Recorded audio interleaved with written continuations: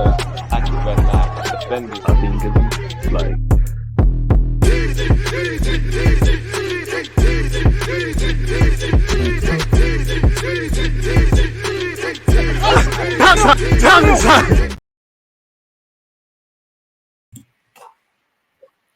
People, Deluded, I'm back again. Thank you very much for tuning back in each and every time. I hope you're doing well and safe. Good morning, good afternoon, good evening, and in some cases, good night. Appreciative of you lot tuning in once again. If you're new here, smash the like button. Even if you're not new here, hit the like button, comment, subscribe, turn your notifications on. Make sure you're checking out my YouTube playlist and whatnot. And as I've always said to you lot, anytime transfer news or new gossip emerges, I'll be quick to get a video out for you lot. The dream is free, the hustle is sold separately.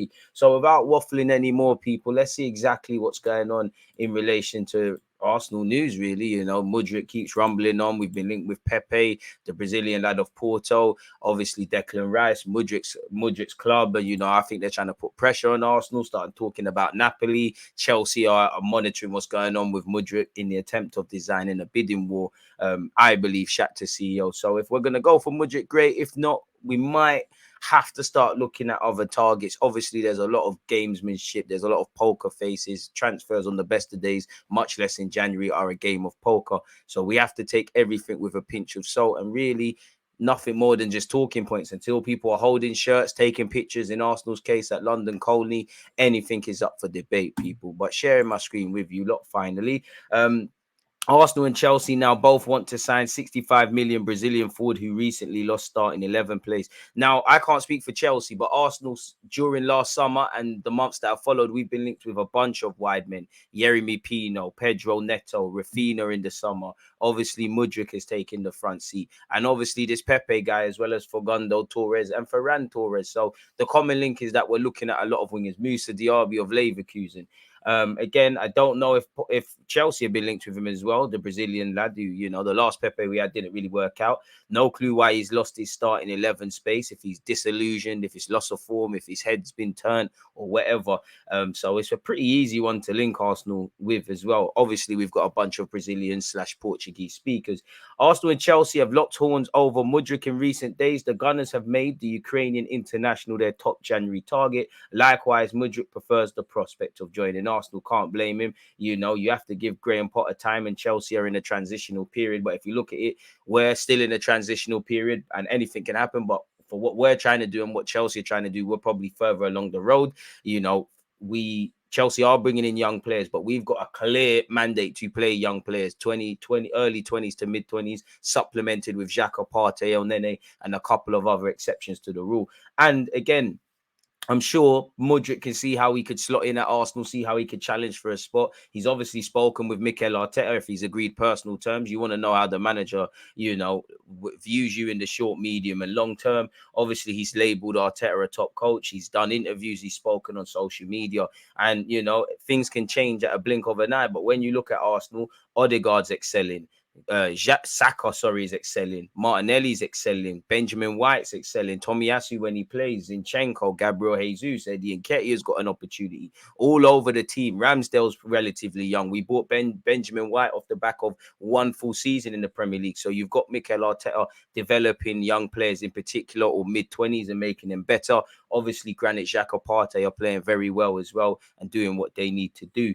At Chelsea, again, it's a turbulent time, but what single attacking player is thriving at the moment, whether that's down to Graham Potter, you know, the players, the people before him, or collectively? Ziyech, Sterling, Aubameyang, Broja when fit, you know, nobody, and the list goes on. No one's really thriving. So you might be able to do a thing at Chelsea, and Chelsea's got enough reasons to join them, but as well as us, but you might set yourself up for failure where there'll be less pressure on you at Arsenal because you might not necessarily walk into the starting lineup. Games like Newcastle would have been lovely to have either Martinelli or Mudryk on the bench, you know, according to which one would have started. And for me, the problem is when we're chasing a game where we need goals, we don't have Smith Rowe, who has been a super sub last season for Arsenal when not starting. Reece Nelson, you know, was coming into his own before his injury. Jesus isn't fit. So between Jesus and Eddie Nketiah, you know, one of them would probably be on the bench. If you marry that with Mudryk, obviously Fabio Vieira is there. Can't really buy a game at the moment, but we hope he can do whatever in it. We're better at seeing out games with Rob Holding, with Tomiyasu, with El Nene. Definitely missing Kieran Tierney, definitely missing a couple out.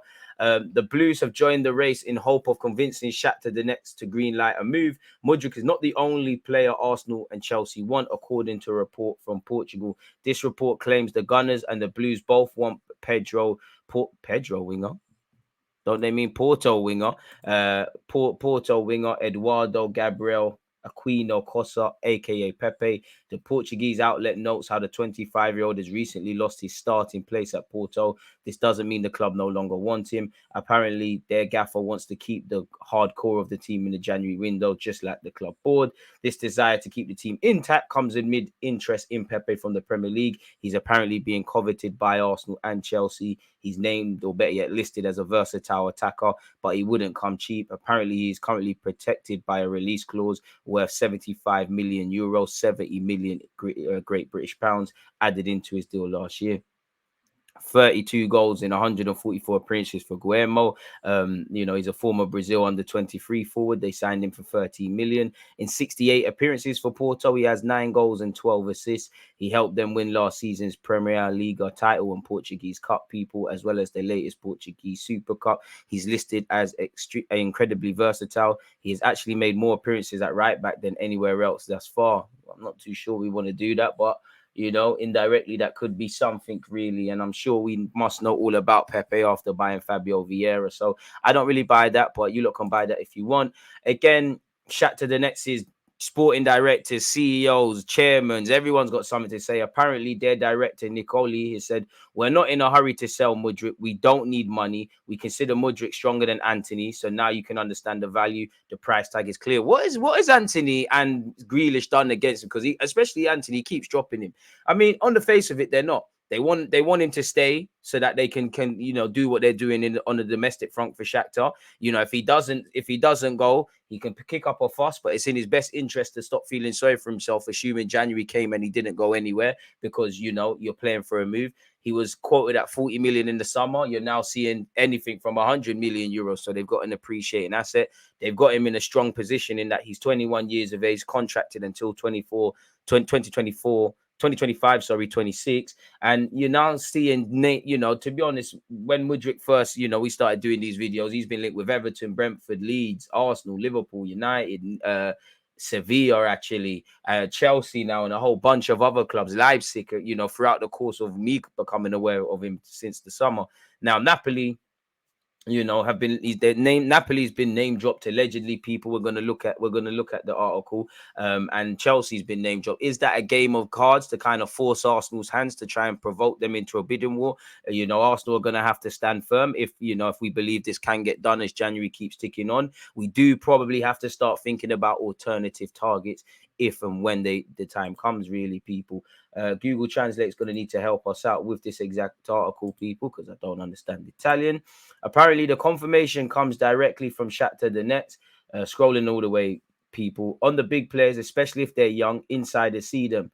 The Naples have Guttoli and all scouts, one of the best structures in Italy.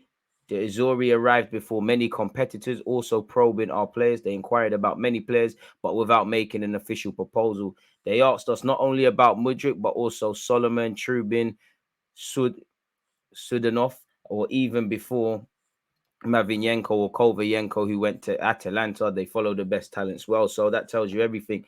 He then said, given that we don't have any need for transfers, we said in due time that we'll evaluate the strongest player in some profiles, even such as Anthony. This is the parameter. The problem is that Italian clubs don't take advantage of opportunities like Milan with Enzo Fernandez, who is now worth 100 million. When you get to a player in time, you have to sink the shot, otherwise prices change. And he ain't told no lie there, has he, really and truly, people? On the topic of Mudryk as well, people, Ben Jacobs, who's probably kept his light bills on just by talking about Mudryk. Arsenal have more direct talks scheduled with Shakhtar on Mudryk, and Chelsea are meeting with Shakhtar reps at Stamford Bridge. Mudryk wants to move to Arsenal. Arsenal's latest bid was under 70 million euros, and in Shakhtar's eyes did not have a big enough guaranteed fee, but there will be verbal back and forth to discuss the structure ahead of a likely improved bid.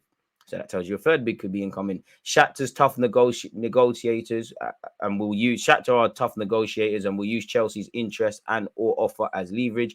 But Arsenal have never ideally wanted to go above 70 to 75 million euros. They point to Everton's failed 30 million euro bid over the summer and argue their offer is already more than double. Shakhtar would have sold Mudryk for 45 million euros 5 months ago. Arsenal are not concerned about Chelsea's hijack. If Chelsea do place a significantly bigger offer, Arsenal won't get sucked into a bidding war. This is because they have a top-end valuation, and regardless of Chelsea, if they offer it and still fail, they'll walk away. Arsenal believe Mudryk's deal is in their control. Also important to note, Chelsea are not expecting to just throw 100 million down any offer, and it will be clear in the next few days if one is coming is likely to be broadly in keeping with Arsenal's own valuation. So what is key with the two suitors is not jumping to conclusions about any Chelsea move before Arsenal have also engaged further with Shakhtar. This is a typical negotiation. Doing a deal with Shakhtar requires local knowledge and middlemen, basically.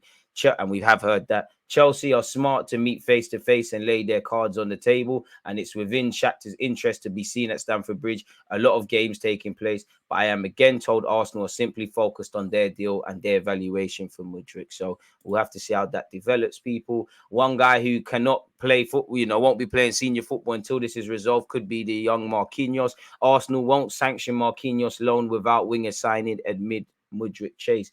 And that's, to be expected, really. The next steps for Marquinhos is to go out on loan. Clearly, he's not ready. You've trained, you've done all right, you've scored in Europe, but you're not ready really at 19 years of age. And he's only played once in the Premier League and wasn't that Brentford. So that tells you everything, really and truly. He's probably hoping to play against Oxford. Whether he does that, I don't know, but does need to go on loan. And obviously, Reece Nelson's injury doesn't help him. Arsenal and Chelsea to step up Mudryk transfer fight with Shakhtar Chiefs in London. Premier League rivals are both hoping to sign the budding Ukraine superstar in the January window. Arsenal and Chelsea will accelerate negotiations for Mudryk this week, with Shakhtar, the next chief executive, Sergei Pulkin, in London for talks. Both clubs are battling to sign Mudryk, and Shakhtar have set an asking price of 85 million. Arsenal have made a formal offer for the 22-year-old, and while their latest bid of around 60 million is set to be rejected, are still the front runners to sign him. But Chelsea are considering their own bid and could turn their attempts to hijacking Arsenal's move if they miss out on Enzo Fernandez.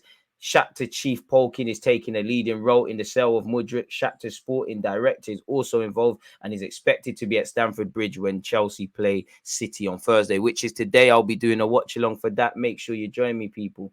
Shakhtar want a significant amount of any transfer fee for Mudryk to be paid up front, and their position has been strengthened by Chelsea joining the race to sign him. Chelsea's move for Benfica midfielder Fernandez has stalled, and it remains to be seen if they will switch to other targets. And I mean, you hope with Chelsea's pursuit of Mudryk, it follows Richarlison, Rafinha and Gabriel Jesus, and that they tried to get involved and they all failed, to the benefit of the other clubs that, Spurs, Arsenal and Barcelona. But Mudryk ain't Brazilian, so I don't know if that will, that will also happen.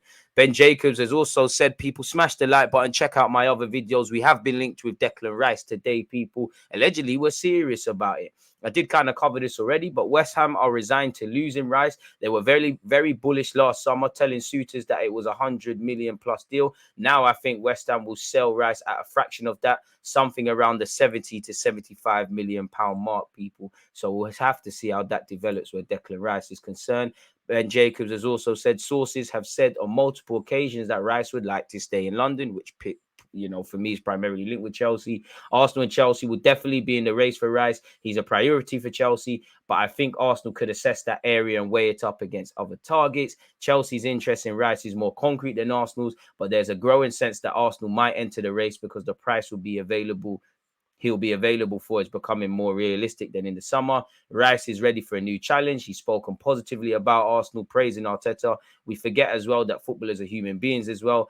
Being in the right seat for them is important. Chelsea and Arsenal can offer Rice what he's looking for. I think, Man United would be a big club to sign for. I mean, you won't be in London, but the chance to work under Pep Guardiola could be elite. And I mean, I guess when you look off the top of my head, Calvin Phillips, Leeds isn't that far from Manchester, on top of City and Pep, and obviously being an evident jump, not being too far away from home. And, that's Ben Jacobs is right on that. Rice is looking for a competitive team in London and likely some form of European football. Arsenal near guaranteed Champions League football and Chelsea aren't. Having said that, I don't think it's Champions League or bust for Rice. So I think he goes to Chelsea, having been a former lad there. But if we put down an offer, I'm not too sure, really. I mean, if you get Telemans on the free and just deal with his wages, you could look to bring in Declan Rice, but we'd probably need to confirm Champions League football, and a couple of players would have to go. Like, you'd probably have to shift Pablo Marie, Pepe, Cedric, and these kind of players off the wage bills so that there's more resources to not just get Rice, but do things in other areas, people. So we'll have to see exactly what is being said in that regard. Should we refresh the page and see if there's anything new here? As previously reported, Shakhtar director Dario Sana is in London for talks with Chelsea and to attend the City game. He's pictured with Willian and Eduardo. I mean, you're both Arsenal men. Eduardo, you know what you need to do in it, really and truly. On Mudryk, as things stands, Arsenal are sticking to their guns and their prize. Chelsea are about to engage in more meaningful talks with Mudryk, which means that the situation is quite fluid now. Mudryk doesn't want Chelsea, but Shakhtar want the biggest fee possible. So we're going to have to wait and see whether or not the Chelsea talks influence anything. So we are really going to have to see what's going on there. Let's click this article so that we just don't miss out on anything here, people, what's been said. I don't think we have here, people. So, yeah, you lot draw whatever conclusion you want in that regard. Start closing things. Barcelona are not considering selling Ferran Torres in January. He's drawing interest from Arsenal people. Fabrizio Romano has poured cold water on that, but I don't think that's going to happen. Allegedly, Edu is flabbergasted by Target's wage demands as Arsenal call interest and Newcastle links gather pace. This is in relation to Yuri Telemans, people, who we could have signed allegedly, but it hasn't happened. You know, apparently the wage demands are something that's going to make it unlikely, and there's been talk of signing a new deal. Apparently, a pundit has said, I think that's the move he wants. I don't see him sign a new deal at Leicester. That is clear now. Telemans is only 25. He is in or approaching the best years of his career. He has been at Leicester for a few seasons and done well. He's become a Belgium international. He'd be a great signing for Newcastle, but I think there'll be a lot of clubs looking at him. Telemans would be a sensational signing for any of the top four clubs, and Newcastle right now are up there. It's going to boil down to finances. He'll be looking for a big payday as a soon-to-be agent. So if Newcastle can stick up the money, then I think he'd be a tremendous signing. Fair enough. And apparently Leicester are not giving up the chance to obviously get him to sign a new deal as well. So we're going to have to see how that develops, people. Arsenal have been linked with Hervin Lozano from Napoli, who since joining from PSV ain't really done much. And at 27 years of age, I think it's a myth. But apparently, you know, this article said we're keen to sign him in January. As I said, he struggled with Napoli. He's only got 30 goals and 16 assists in 134 games. That isn't to say he wouldn't be productive for us, but it looks like a myth and a far cry from when he racked up 40 goals and 23 assists in 79 appearances for PSV in the Eredivisie, people. So we'll have to see, people, really and truly. I mean, he did used to be lit a few years ago, but I have to see. Arsenal are interested in signing 19-year-old Brazilian as Mikel Arteta looks to bolster the defense. This is a young right back called Lucas Kawan. Obviously, we've brought a number of players from Brazil and looking to get our influence there, with Cedric probably departing, although we're strong at right back with Benjamin White and obviously Tomiyasu. There is scope to bring in another development sort of right back. And I mean, Brazilian, I've never watched him play, but I hope you like Dani Alves, get it done, innit? But at 19, you're gonna have to give him time. Allegedly, Arsenal are interested in the 19-year-old Guillermo right back. The report claims Arsenal could face competition from Citigroup, and with Kawan under contract until 2025, Guillermo could demand a significant fee, people. So draw into that part of me what you want. This is further confirmed that we're allegedly looking at him. And obviously you've got Fresnadar, who looks to be going to Newcastle, allegedly, people. So draw up whatever you want there.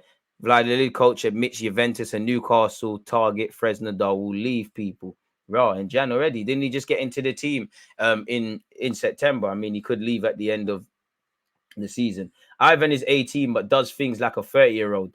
I think he will be sold, but I have no further confirmation. They will not buy the player he is today, but what he can become in 4 years. If I were a club owner, I'd have no doubts. If I put myself in the shoes of the coach who needs a right back, I'd surely buy him. If I think about the game against Real Madrid, I see a fantastic product. His stats are amazing. And when I think about all these things, I think it's difficult to keep him here. I'd like to do so, but I know what the club need. And, you know, if they can get top money and reinvest and do what they need to do, it makes sense. Journalist says Chelsea third in the race for quality player. Arsenal have the edge right now in relation to João Felix. People, the hustle is free. The dream is sold separately. Smash the like button. Let me know your opinions either in the live chat or commenting after. It genuinely is up in air at the moment because of this valuation that is on him. Nobody is going to pay that at the moment. Manchester United have made the first steps towards this deal and they're not willing to go near it. It's looking like Arsenal or Manchester United and then Chelsea. I can't make my way between those. I would say Arsenal need him more because he'll make a bigger impact. Man United would be a good move, but I don't think it would be as defining in their season. I just feel like centrally, João Felix could be so helpful, and I think Arsenal have the edge. So there isn't anything else, but we're seeing 21 million euros or 17 million pounds for 4 months until the wage demands and just better yet, the loan fee, the wage demands, the total package Atletico are seeking from whoever drops as January goes on. Probably best to just forget about that one, in my opinion, people. So with that being said, I think that is it, people. Once again, there's optimism. Arsenal will agree Mudryk deal with Atletico Madrid. João Felix a target. This isn't anything new necessarily,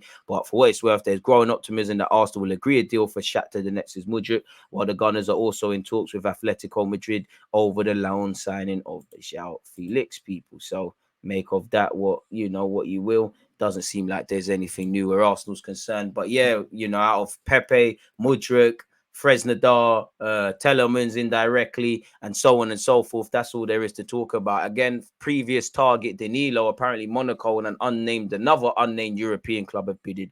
So again, the hustle is, the dream is free. The hustle is sold separately. We're just going to have to be reactive to any talking points and transfer news. And until people are holding the shirt, anything's up in air. On that note, though, people, you lot stay blessed, stay safe, and I'll link up with you lot in a minute. Check out the rest of my content. Smash the like button. This video should come out before Chelsea versus Man City. I'll be doing a live stream of that, or better yet, watch along across Twitch and YouTube 10 minutes before kickoff. Make sure you're turning on your notifications, commenting, subscribing, liking the video, obviously checking out the rest of the playlist. Most importantly, folks, stay blessed, stay safe, and I'll see you lot soon. Appreciative of all the support you lot give our platform, and appreciate you lot for tuning in. God bless you all, and I'll see you lot soon. There's always just that active red flag defending. I think it's like